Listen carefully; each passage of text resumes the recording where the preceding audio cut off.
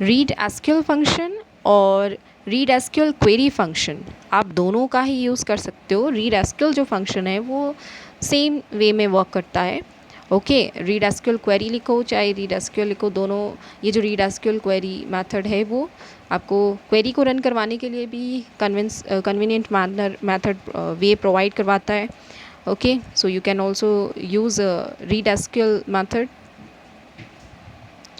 अब मान लीजिए आपको पैरामीटर्स देखने हैं इस फंक्शन के, तो कंट्रोल शिफ्ट के साथ में आपको टैब की प्रेस करना है।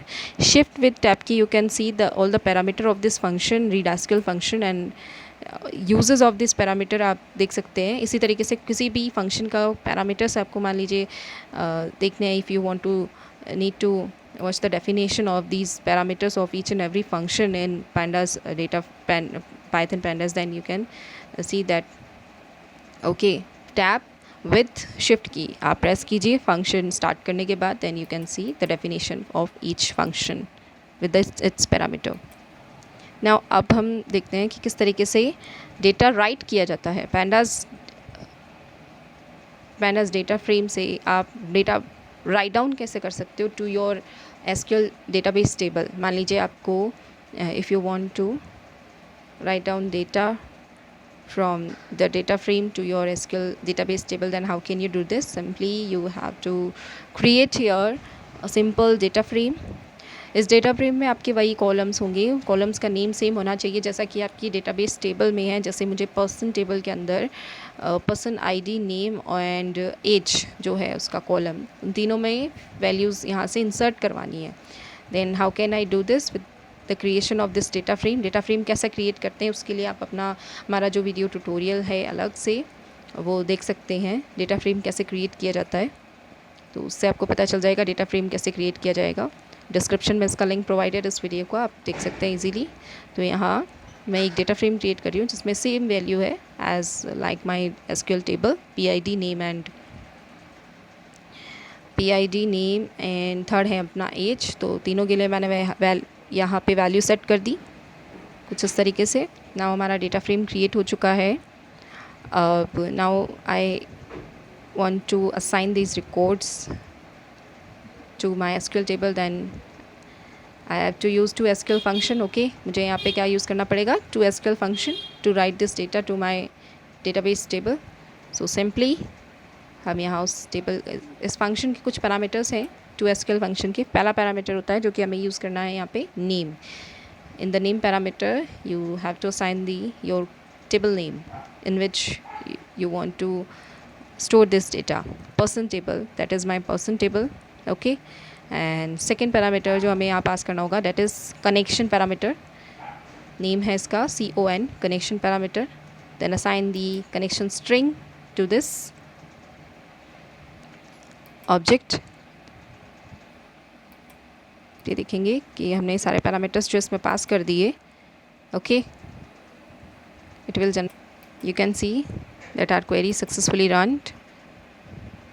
अब आप देखेंगे किस तरीके से हमारा जो डेटा जो हमने राइट डाउन किया था पर्सन टेबल में वो इंसर्ट हो चुका है MySQL में।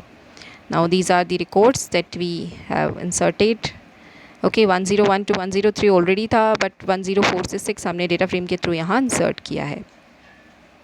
आप देख सकते हैं ये किस तरीके से हमारा रिकॉर्ड जो इंसर्ट हो चुका है।